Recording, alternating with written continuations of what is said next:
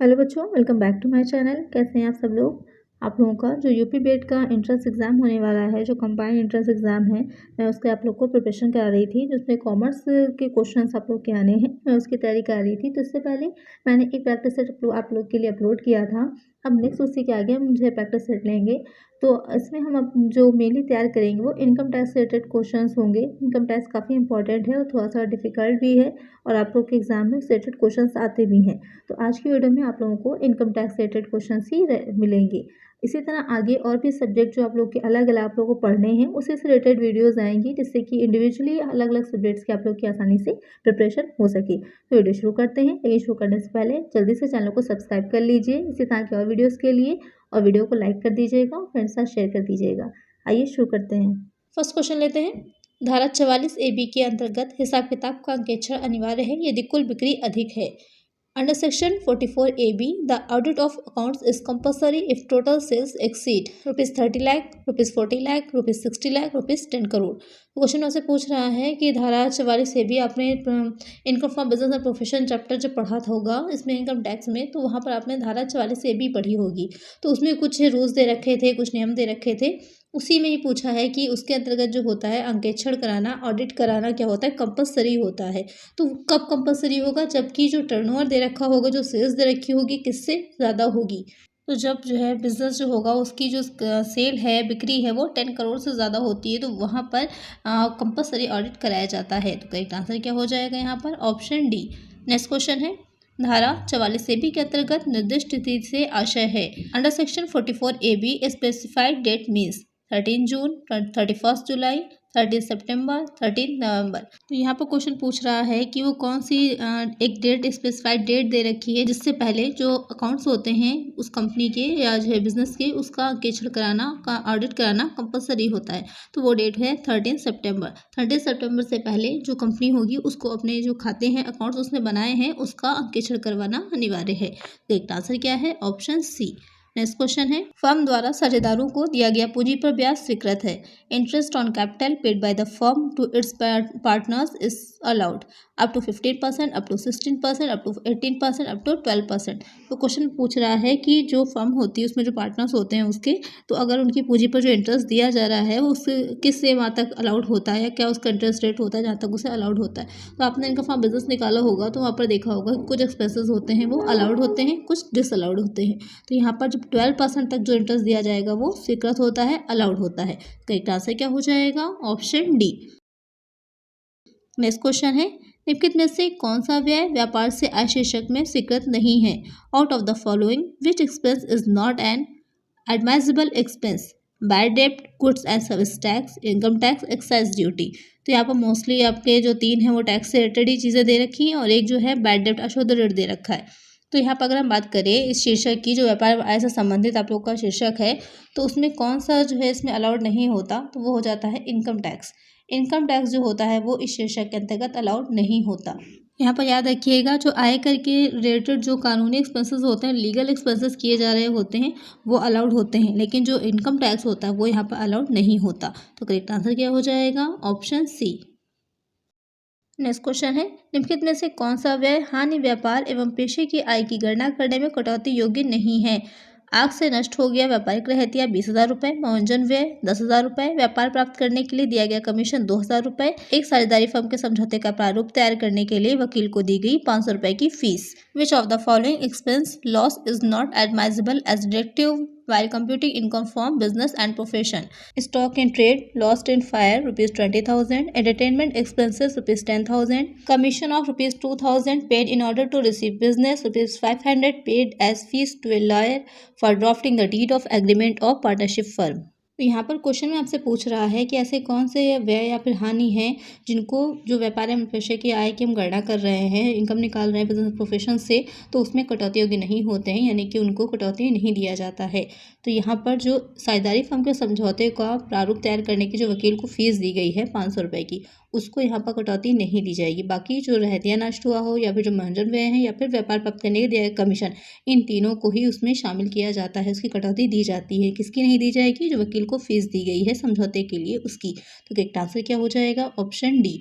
तो जो आप लोग निकालते हैं प्रॉफिट ऑफ बिजनेस और प्रोफेशन से, तो उसका जो फॉर्मेट तैयार करते हैं, तो जो सबसे पहले तो नेट प्रॉफिट जो भी आपके क्वेश्चन में दे रखा होगा प्रॉफिट एंड लॉस अकाउंट से, उसको हम लिख लेंगे। उसके उसमें कौन सी चीज़ें ऐड होती हैं, ऐड कर देते हैं। जो एक्सपेंसेस डिसअलाउड होते हैं उसको, और जो बिजनेस इनकम होती है जो प्रॉफिट एंड लॉस अकाउंट में शो नहीं की गई है, दिखाई नहीं गई है, उसको, इन दोनों चीज़ों को हम ऐड करते हैं। लेस क्या होता है, लेस हो जाता है हमारा एक्सपेंसेस वो जो अलाउड थे बट नॉट डेबिटेड, यानी कि अलाउड के हैं लेकिन उनको डेबिट नहीं किया गया है प्रॉफिट एंड लॉस अकाउंट में, उनको हम लेस करेंगे। और साथ ही ऐसी इनकम जो कि बिजनेस रिलेटेड नहीं है और प्रॉफिट एंड लॉस अकाउंट में दिखाई गई, उसको हम लेस कर देते हैं। तो ये दो तरह के आइटम्स लेस हो जाते हैं, और जो डिसअलाउड होंगे एक्सपेंसेस और जो इनकम बिजनेस इनकम है लेकिन दिखाई नहीं गई, उसको, उन दोनों को हम ऐड करते हैं। उसके बाद जो निकल के आता है वो हमारी टैक्सेबल इनकम आती है, किससे, income from business and profession से। तो इस तरह से हम इसका फॉर्मेट बनाते हैं और इस तरह से हम इनकम को कैलकुलेट करते हैं। नेक्स्ट क्वेश्चन लेते हैं। नेक्स्ट क्वेश्चन है, व्यापार से आय की गणना करते समय प्रारंभिक व्यय का भाग अस्वीकृत है। While calculating business income, the disallowed portion of the preliminary expenses is 1/2, 1/5, 4/5, 3/5। तो क्वेश्चन में पूछ रहा है कि जो हम बिजनेस प्रोफेशन के निकालते हैं तो कौन सा कितना तक जो होगा वो डिसअलाउड होता है। तो पोर्शन डिसअलाउड निकालने के लिए क्या किया जाता है कि जो भी हमारे पास प्रारंभिक व्यय होते हैं, प्रीलिमिनरी एक्सपेंसेस होते हैं, उसका कितना भाग हो जाएगा, वो हो जाता है 4/5। करेक्ट आंसर क्या हो जाएगा हमारा, ऑप्शन सी। नेक्स्ट क्वेश्चन है, कुछ दशाओं में आंतरिक शोध के लिए भारित कटौती का 100% स्वीकृत होता है। 100% of weighted deduction for in house research in some cases in allowed to any SSC, company SSC, scientific research association, cooperative society. यहाँ पर आपको बताना है कि जो आंतरिक शोध के लिए कटौती जो दी जाती है तो 100% कहीं कहीं पर दी जाती है, तो कौन सी कंडीशन इसमें 100% दी जाएगी, किसी भी करदाता को दे दी जाती है, सिर्फ कंपनी करदाता को दी जाती है, वैज्ञानिक शोध संघ को दी जाती है, या फिर सहकारी समिति को दी जाती है। तो यहाँ पर जो कंपनी हो यानी कि बिजनेस एसएससी होता है, उसको 100% कटौती जो होगी वो स्वीकृत होती है। तो करेक्ट आंसर क्या हो जाएगा, ऑप्शन बी। नेक्स्ट क्वेश्चन है, एक डॉक्टर का कार्य किसके अंतर्गत आता है, under which the work of a doctor is covered, trade, business, profession, none of this. तो यहाँ पे एक चीज़ समझने वाली है कि कौन सी चीज़ बिजनेस में आती है, कौन सी चीज़ प्रोफेशन में आती है। तो यहाँ पर आप सिंपल सा समझ सकते हैं कि कोई भी काम करने के लिए जब हमें किसी स्पेशल नॉलेज की, किसी स्पेशल एक्सपीरियंस की ज़रूरत होती है, तो वो हो जाता है हमारा प्रोफेशन। जैसे कि डॉक्टर बनने के लिए आपको अलग से एमबीबीएस का कोर्स करना पड़ता है, वो करने के बाद ही आप डॉक्टर बन पाएंगे, ऐसे आप डॉक्टर नहीं बन सकते हैं। तो यहाँ पर हमको उसकी अलग से नॉलेज की ज़रूरत पड़ रही है उस काम को करने के लिए। इसी तरह है वकील को भी लॉ पढ़ना पड़ता है पूरा, उसके बाद ही वो लॉयर बन पाता है। लेकिन वहीं अगर हम बात करें कि आपको किसी कोई जनरल स्टोर अपना खोलना है, तो क्या उस जनरल स्टोर को खोलने का आपको कोई स्पेशल नॉलेज की ज़रूरत है, नहीं पड़ेगी। तो वो काम जिसको करने के लिए किसी स्पेशल तकनीकी ज्ञान या फिर किसी स्पेशल नॉलेज की ज़रूरत पड़ती है, तो वो हो जाता है प्रोफेशन। और जिसे हम बिना किसी स्पेशल नॉलेज के नॉर्मल ज्ञान से भी कर सकते हैं, तो वो हो जाता है बिजनेस। तो यहाँ पर क्वेश्चन पूछ रहा है कि जो डॉक्टर का कार्य है वो किस में आएगा, तो डॉक्टर का कार्य हो जाता है पेशे में, यानी कि प्रोफेशन में आ जाता है। करेक्ट आंसर क्या हो जाएगा, ऑप्शन सी। अच्छा, अब आप लोग मुझे कमेंट करके बताइए कि जो अंकेक्षक होता है, ऑडिटर होता है, वो बिजनेस है या फिर प्रोफेशन है। तो आप लोग मुझे कमेंट करके इसका आंसर बताइएगा। नेक्स्ट क्वेश्चन है, अस्वीकृत व्यय छाटिए, पिक आउट द इनएडमाइजेबल एक्सपेंसेस। माल और सेवा कर, आयकर निर्धारण व्यय, आयकर, मशीन पर ह्रास, good and service tax, expenses on the assessment of income tax, या फिर डिप्रिसिएशन ऑन मशीन। तो क्वेश्चन ऐसे पूछ रहा है कि इसमें से कौन सा एक्सपेंस जो है वो अस्वीकृत है, डिसअलाउड है। तो यहाँ पर जो आप लोगों का इनकम टैक्स दे रखा है, आयकर, इससे पहले भी मैंने आपको बताया है इसी में ही कि जो इनकम टैक्स होता है वो डिसअलाउड होता है। बाकी goods and service tax allowed होंगे, expenses on the assessment of income tax ये भी अलाउड होगा, डेप्रिसिएशन ऑन मशीन ये भी अलाउड होगा, लेकिन जो इनकम टैक्स होता है वो अलाउड नहीं होगा। तो करेक्ट आंसर हो जाएगा ऑप्शन सी। नेक्स्ट क्वेश्चन है, व्यापार से आय की गणना में स्वीकृत होता है, allowed item when computing business income is doubtful डेब्ट रिजर्व्स, एक्चुअल बैड डेब्ट, doubtful debts, all of these. Question में कह रहा है कि व्यापार से आय की गणना में इसमें से कौन सा व्यय जो है वो स्वीकृत है। तो इससे इस तरह के क्वेश्चन से आपका अच्छे से रिवीजन हुआ जा रहा होगा कि कौन सा स्वीकृत है, कौन सा अस्वीकृत है। तो एग्जाम में आपको कुछ भी अगर पूछता है तो आप आसानी से उसको लगा लेंगे। तो यहाँ पर जो एक्चुअल बैड डेब्ट्स होते हैं वो क्या होते हैं, वो स्वीकृत होते हैं। बाकी के जो तीनों दे रखे हैं वो स्वीकृत नहीं होंगे। तो करेक्ट आंसर क्या हो जाएगा, ऑप्शन बी। नेक्स्ट क्वेश्चन है, 31 मार्च 2021 को एक्स लिमिटेड ने 1 लाख रुपए प्रारंभिक व्यय किए, स्वीकृत कटौती होगी। X limited spend ₹1 lakh as preliminary expenses on 31 March 2021, deduction allowed is ₹10,000, ₹25,000, ₹7,543, ₹20,000। तो क्वेश्चन ने पूछ रहा है कि 31 मार्च 2021 को आपको पता ही होगा जो हम लोग का फाइनेंशियल ईयर होता है 1 अप्रैल टू 31 मार्च तक होता है। तो यहाँ पर क्वेश्चन कह रहा है कि 31 मार्च को ही उसने कितने व्यय किए हैं, 1 लाख के। तो उसकी कटौती मिलेगी या नहीं मिलेगी या कितनी मिलेगी, ये क्वेश्चन यहाँ से पूछ रहा है। तो यहाँ पर उसको कितनी कटौती दी जाएगी, तो प्रीलिमिनरी एक्सपेंसेस जो होते हैं तो उसकी कटौती जो दी जाती है वो 5 वर्षों तक दी जाती है। तो जितना भी एक्सपेंस किया होगा उसको हम बराबर 5 भागों में बांट लेते हैं और प्रीवियस ईयर में जो होगा उसका एक भाग जो होता है वो स्वीकृत होता है और उसके बाकी के जो 4 भाग अब रह जाते हैं 4/5 होते हैं वो आगे के जो आएंगे वर्ष उसमें अलाउड हो जाती है। उसकी एक एक करके 5 इंस्टॉलमेंट में उसकी जो कटौती दी जाती है उसको एक एक करके आगे के प्रीवियस जो ईयर्स में आते हैं उसमें अलाउड हो जाती है। तो यहाँ पर जो 1 लाख का दे रखा है उसका हम 1/5 कर लेंगे तो कितना आ जाएगा 20,000। तो इस प्रीवियस ईयर में उसको कितनी दी जाएगी 20,000 की दी जाएगी। तो करेक्ट आंसर क्या होगा, ऑप्शन डी। नेक्स्ट क्वेश्चन है, माल वाहन भाड़े का भुगतान 30,000 रुपये रोकड़ में किया गया है, अस्वीकृत व्यय होगा।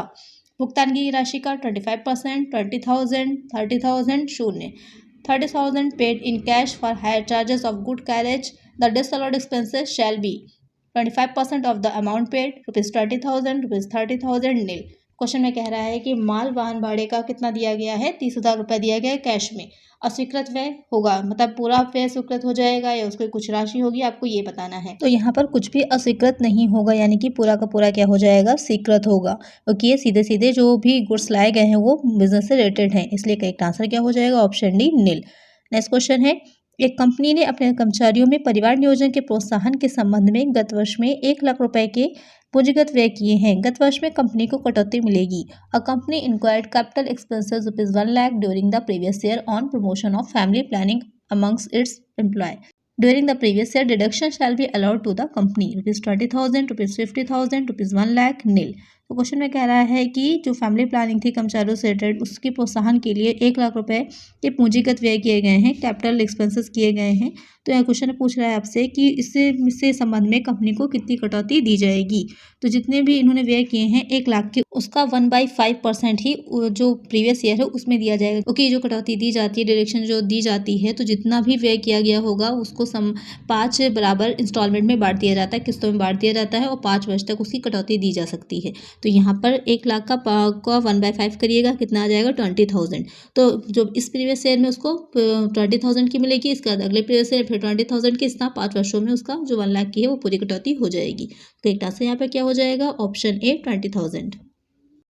नेक्स्ट क्वेश्चन है, एक व्यवसायी ने राजनीतिक पार्टी के सोवेनियर में विज्ञापन पर 50,000 रुपये व्यय किए, उसे कटौती मिलेगी। A businessman spent ₹50,000 on advertisement in a souvenir of a political party, he will get a deduction from profit and gains of business, income from other sources, gross total income, none of this. तो question में कह रहा है कि एक businessman था, उसने क्या किया है, किसी राजनीतिक पार्टी के विज्ञापन करने के लिए उसने 50,000 रुपये के अपने व्यय किए हैं।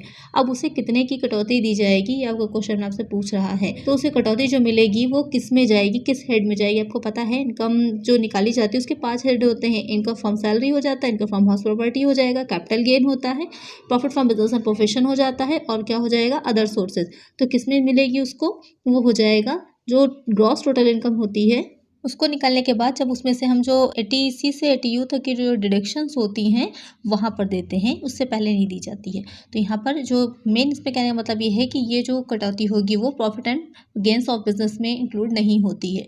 तो एक आंसर यहाँ पर क्या होगा, option C, gross total income में। नेक्स्ट क्वेश्चन है, अनुमोदित विश्वविद्यालय को सामाजिक विज्ञान के विषय पर अनुसंधान हेतु दी गई राशि के संबंध में कटौती मिलेगी। Amount paid to an approved university of social research, the deduction shall be allowed in respect of payment 100%, 125%, 150%, 200%। Question में पूछ रहा है कि कोई अनुमोदित विश्वविद्यालय है, यूनिवर्सिटी है अप्रूव्ड जो है, उसने सामाजिक विज्ञान के विषय में, उसने सोशल साइंस पर क्या किया है, कोई रिसर्च करी है, कितनी कटौती उसको दी जाएगी। तो यहाँ पर उसको कटौती कितनी मिलेगी, 100%। जितना भी उसने व्यय किया होगा, एक्सपेंस किया होगा, पूरे की पूरी उसको कटौती स्वीकृत होगी। करेक्ट आंसर यहाँ पे क्या हो जाएगा, ऑप्शन ए। नेक्स्ट क्वेश्चन है, धारा 44 AD के अंतर्गत कौन पात्र करदाता नहीं है। Under section 44 AD who is not N eligible SSC, individual, Hindu undivided family, partnership firm, limited liability partnership firm. Question में कह रहा है कि जो सेक्शन है 44 AD उसमें कौन जो करदाता होता है वो पात्र नहीं होगा। तो यहाँ पर कौन पात्र नहीं होता है, सीमित दायित्व वाली जो साझेदारी फर्म होती हैं वो पात्र करदाता नहीं होती हैं, बाकी तीनों ही इसके अंतर्गत आते हैं। तो करेक्ट आंसर क्या होगा, ऑप्शन डी। नेक्स्ट क्वेश्चन है पात्र व्यवसाय के अनुमानित लाभ का प्रतिशत है presumed percentage of the profit of an eligible business is 4%, 8%, 12%, 15%। Question में पूछ रहा है आपसे कि जो पात्र व्यवसाय होता है यानी कि जो भी व्यवसाय हैं जो इसके अंतर्गत आते हैं इस धारा में सेक्शन में, तो उनको अनुमानित लाभ कितना दिया जाता है। तो यहाँ पर उनका अनुमानित लाभ कितना हो जाएगा, वो होता है 8%। तो करेक्ट आंसर क्या होगा, ऑप्शन बी।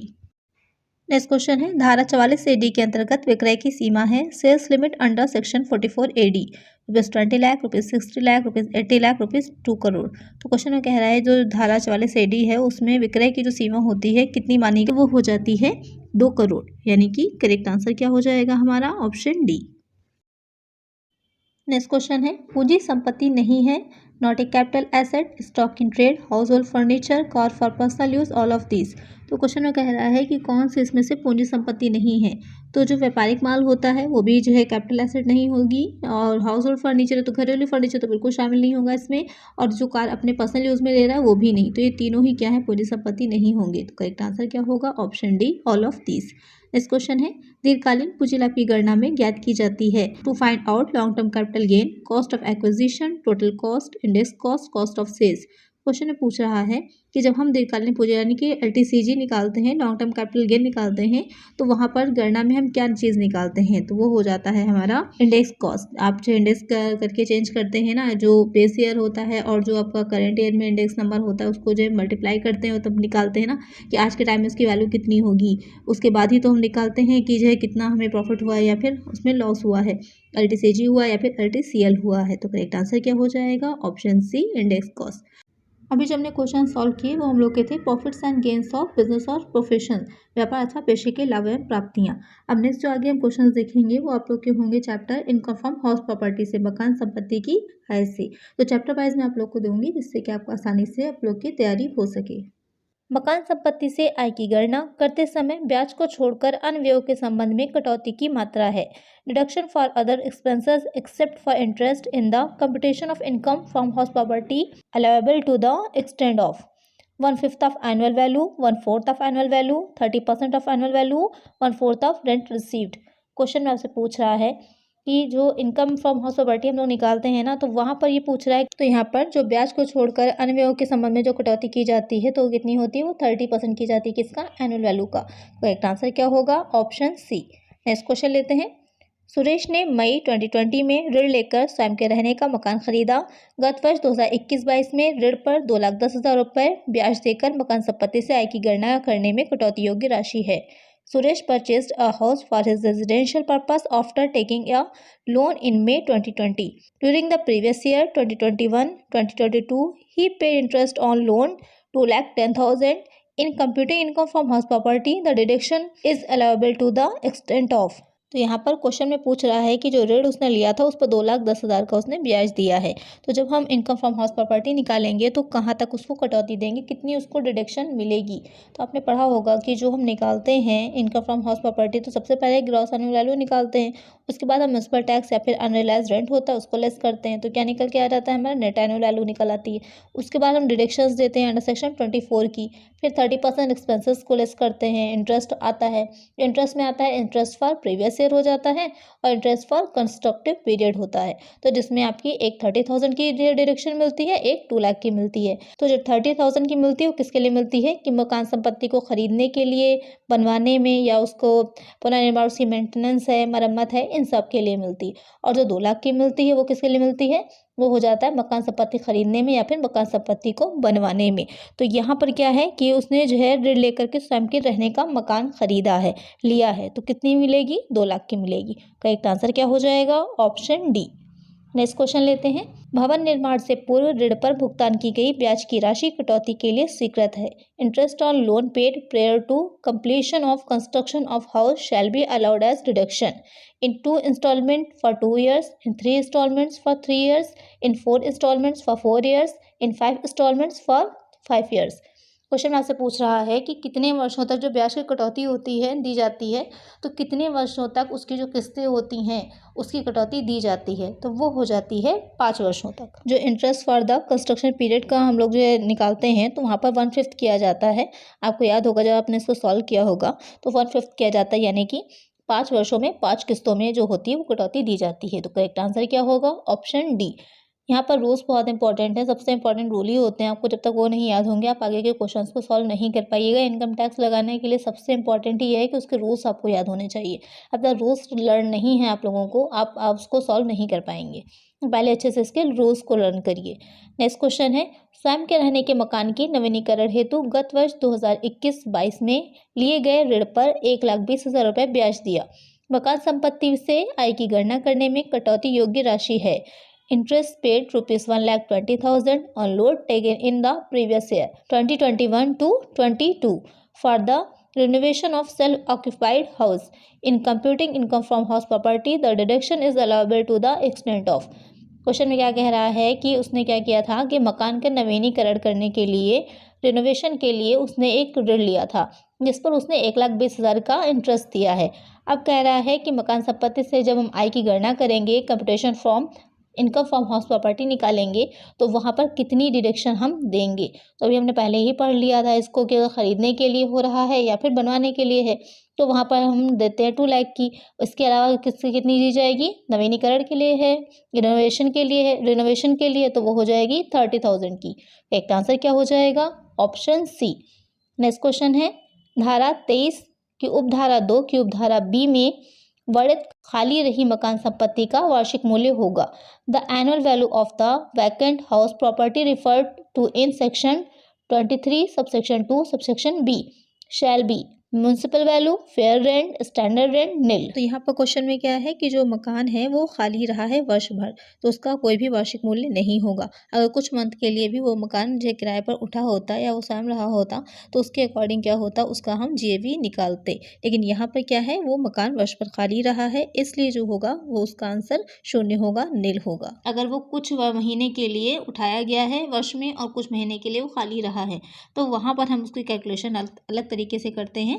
लेकिन अगर पूरे वर्ष भर खाली रहा है तो उसकी कैलकुलेशन कुछ नहीं की जाएगी, सीधे सीधे 0 हो जाएगा, नील हो जाएगा। नेक्स्ट क्वेश्चन लेते हैं, आयकर के उद्देश्य के लिए मकान का आशय है। For income tax purposes the house means dwelling house, building for office use, godown, above all are included in the house. कह रहा है कि यहाँ पर जब हम बात कर रहे हैं इनकम टैक्स की तो वहाँ पर जो इनकम हम मकान से कैलकुलेट करते हैं जिसको जो है शामिल करते हैं टोटल इनकम में, तो उसमें कौन से किस तरह के घर को शामिल किया गया है कि जो रहने का मकान है या जो कार्यालय के प्रयोग हेतु भवन है या फिर गोदाम या फिर मकान में ये सभी चीज़ें शामिल की जाती हैं। तो यहाँ पर मकान में ये तीनों चीज़ों को ही शामिल किया जाएगा। वो कैलकुलेशन अलग अलग तरह से की जाएगी कि रहने का मकान है तो शून्य हो जाएगा, कार्यालय के प्रयोग के लिए है तो उसके लिए अलग कैलकुलेशन रहती है, और गोदाउन के लिए है तो फिर और फिर उसके लिए हो गया कि उसने जो है रेंट पर दे दिया है तो उसकी कैलकुलेशन अलग हो जाएगी। तो तीनों को ही शामिल किया जाएगा। एक चीज़ ध्यान रखिएगा, इनकम टैक्स में भले ही कोई चीज़ एग्जैम्प्ट हो रही है, कोई चीज़ टैक्स फ्री है या फिर वो नील आ रही है, लेकिन उसको हम दिखाते हैं पूरा कंप्लीट। इसलिए तो जो भी चीज़ें हैं इसमें ध्यान रखिएगा। अगर आगे आप डिटेल में भी लगाते हैं कि चीज़ें आपको सब दिखानी है, भले ही वो आपकी 0 हो, नील हो। यहाँ पर करेक्ट आंसर क्या हो जाएगा? Option D. नेक्स्ट क्वेश्चन लेते हैं, किराए पर उठे हुए मकान के निर्माण हेतु लिए गए ऋण पर ब्याज की अधिकतम कटौती की सीमा है। The maximum deduction of interest on loan taken for construction of house given on rent is rupees 1,50,000, rupees 1 lakh, rupees 30,000, no limit. तो यहाँ पर कह रहा है कि जो किराए पर कोई मकान है जो कि किराए पर रेंट पर हमने दिया हुआ था, उसके निर्माण के लिए अगर कोई हम लोन ले रहे हैं तो उस पर जो हम इंटरेस्ट देंगे तो उसकी अधिकतम सीमा कटौती की क्या होगी। तो यहाँ पर अगर जो ऋण है, लोन लिया गया है, वो कोई जो किराए पर मकान था उसके निर्माण के लिए लिया गया था तो उसकी कोई भी सीमा नहीं होती है। जो भी उस पर ब्याज दिया जाएगा उसकी कोई भी लिमिट नहीं बताई गई है, नो लिमिट। जब वो स्वयं रहने के लिए मकान उसका है, उसमें कोई भी रिनोवेशन करा रहा है या कुछ नया निर्माण करा रहा है, उसके लिए ले रहा है लोन, तो वहाँ पर कटौती दी जाती है, उसकी सीमा है। लेकिन अगर उसने जो है अपना किराए पर उठाने के लिए, तो वो तो उसका जो है पैसा एक तरह से उसका बिजनेस ही हो गया कि वो यही काम करना चाह रहा है, उससे से इनकम हो रही है, उस पर वो टैक्स देगा, तो उसकी कोई भी लिमिट नहीं होगी। करेक्ट आंसर क्या होगा? Option D. नेक्स्ट क्वेश्चन है, स्वयं के व्यापार के उपयोग में आने वाले मकान की आय होती है। Income from the house for self business is net profit, fair rent, municipal value, nil. तो अगर उसने अपने व्यापार के लिए उपयोग में किए लाया है उस भवन को, तो यहाँ पर उस कर तो खुद ही के लिए रहा है, तो इसलिए जो इस तरह का मकान से आय होगी वो शून्य होती है, नील होती है। क्योंकि जब वो किसी दूसरे को उठाएगा तभी उसको इनकम होगी, उसी पर टैक्स लगेगा, लेकिन अगर उसने खुद ही के सेल्फ यूज़ में लिया है तो उसे कोई इनकम उससे नहीं होगी, इसलिए नील हो जाएगा। नेक्स्ट क्वेश्चन है, एक्स ने स्वयं के रहने के मकान का 2013 में क्रय किया, जिस पर उसने 9,75,000 रुपये ऋण लिया। ब्याज की कटौती होगी, जबकि गत वर्ष में देय ब्याज 1,50,000 रुपये है।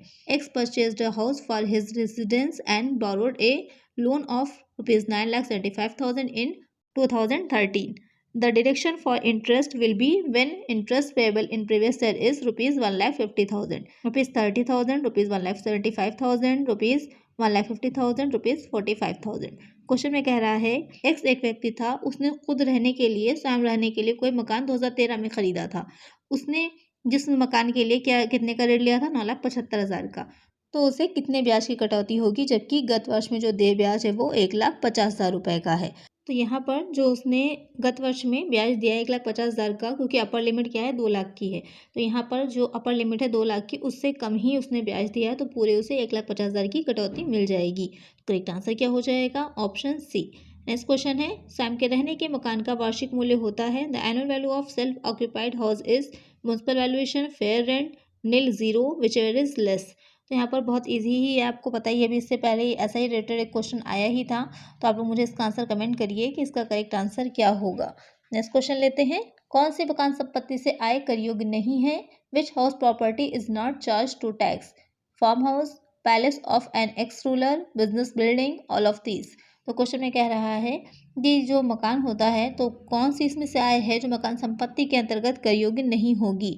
तो यहाँ पर ये तीनों ही तरह की जो हैं वो मकान संपत्ति के अंतर्गत कर योग्य नहीं आएंगी, इनको फार्म हाउस प्रॉपर्टी में नहीं शामिल की जाएंगी, क्योंकि वो उसका फार्म हाउस है, वहाँ वो यूज़ करता है। कोई पैलेस है तो वो राजा का होगा, व्यापारिक भवन है, बिजनेस बिल्डिंग है, तो उसका भी अभी आपने पहले ही क्वेश्चन देख लिया, उसका भी नील होता है। तो तीनों को ही शामिल नहीं किया जाएगा, उससे जो आय होगी वो कर योग्य नहीं होगी। करेक्ट आंसर क्या होगा, option D, all of these. Next question लेते हैं, एक मकान संपत्ति का वार्षिक मूल्य 1,20,000 रुपये है। इस मकान के बराबर के सहस्वामी बी एवं सी हैं। बी की मकान संपत्ति से आय होगी।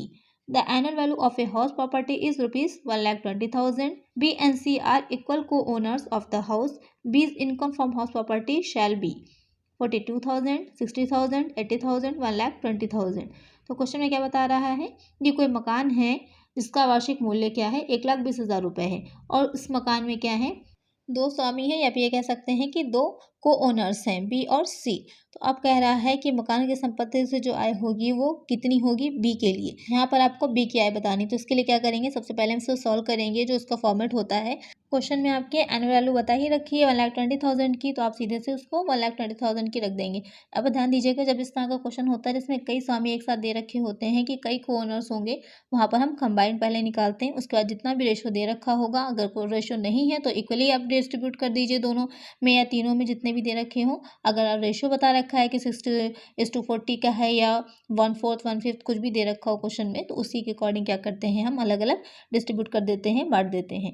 अब यहाँ पर कह रहा है कि 1,20,000 क्या हो जाएगी, एनुअल वैल्यू। उसके बाद हमें कुछ भी नहीं बताया है, तो हम क्या करेंगे, सीधे निकालेंगे, लेस 30% जो हम करते हैं, 24 डिडक्शन अंडर सेक्शन 24, 30% कर देंगे।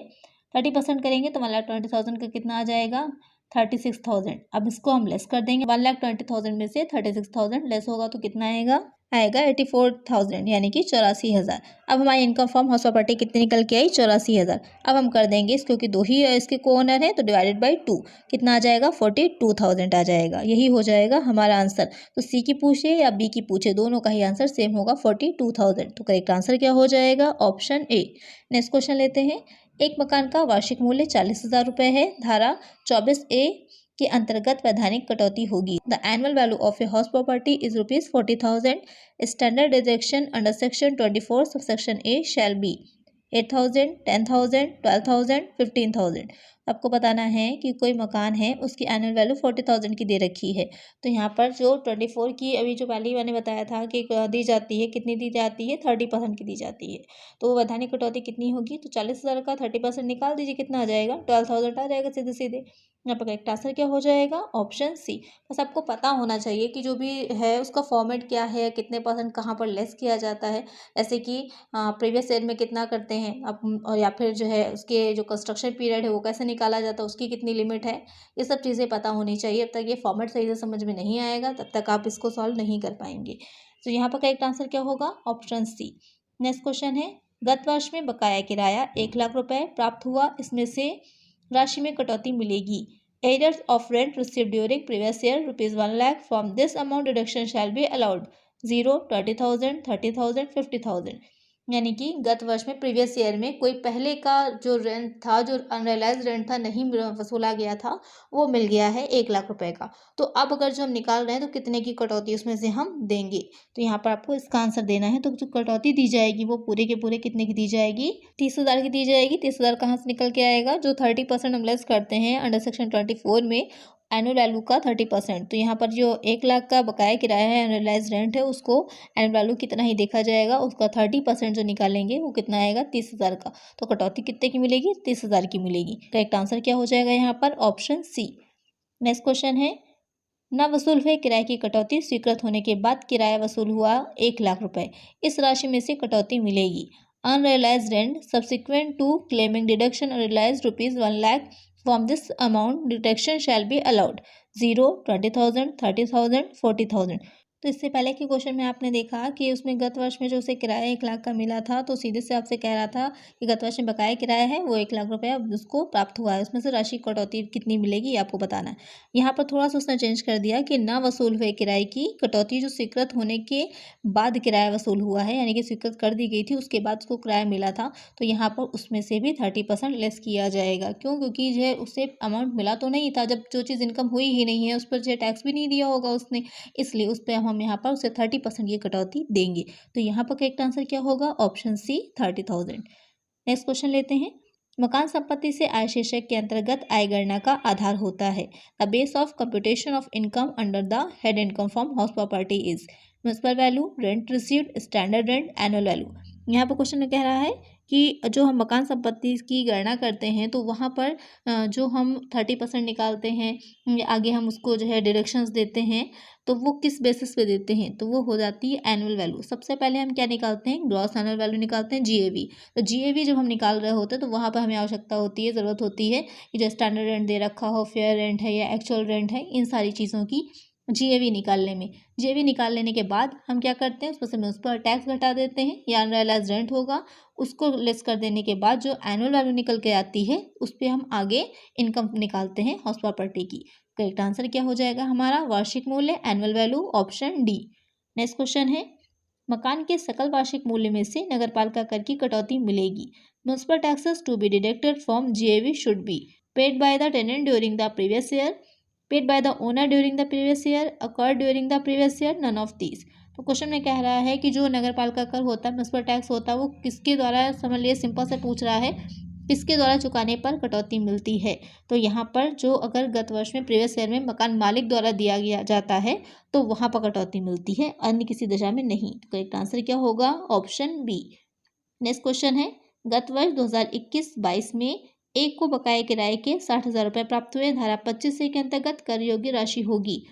ए received rupees 60,000 are arrears of rent during the previous year 2021 to 22। The amount taxable under section 25A would be 60,000, 42,000, 40,000, 30,000। तो आपको बताना है कि जो 60,000 का उसे बकाया किराया मिला है जो ए था उसको, तो उसमें कितनी राशि कर योग्य होगी। यहाँ पर ये ध्यान दीजिए, इससे पहले के क्वेश्चन ने जो पूछा था तो ये पूछा था कितनी कटौती मिलेगी, यहाँ पूछ रहा है कितनी कटौती कर योग्य होगी। तो जितनी आपको देनी है, यानी कि जो 30% हम देंगे उसको हम इसमें से लेस कर देंगे। तो 60,000 का 30% कितना आएगा, 18,000 आ जाएगा, 18,000 आ जाएगा, उसको लेस कर दीजिए, कितना हो जाएगा, 42,000। तो यहाँ पर कितनी राशि कर योग होगी, 42,000 की होगी। तो करेक्ट आंसर क्या हो जाएगा, ऑप्शन बी। आज की वीडियो में इतना ही। आई होप आपको वीडियो अच्छी लगी होगी और आपका कॉन्सेप्ट भी क्लियर हो गया होगा कि इनकम फ्रॉम हाउस प्रॉपर्टी में कौन कौन से रूल्स होते हैं या कौन कौन सी चीज़ें आती हैं, अच्छे से आपको समझ में आ गया होगा। अगर फिर भी कुछ डाउट्स रह गए हैं तो मुझे कमेंट करिएगा, इस पर एक अलग से वीडियो मैं बना दूंगी जिसमें आपको अच्छे से सारी चीज़ें डिटेल में समझा दूंगी। अगर वीडियो अच्छी लगी है तो लाइक करिए, चैनल पर नए सब्सक्राइब नहीं किया है चैनल को सब्सक्राइब कर लीजिए, फ्रेंड्स साथ वीडियो को शेयर कर दीजिएगा। मिलते हैं नेक्स्ट वीडियो में। Thank you.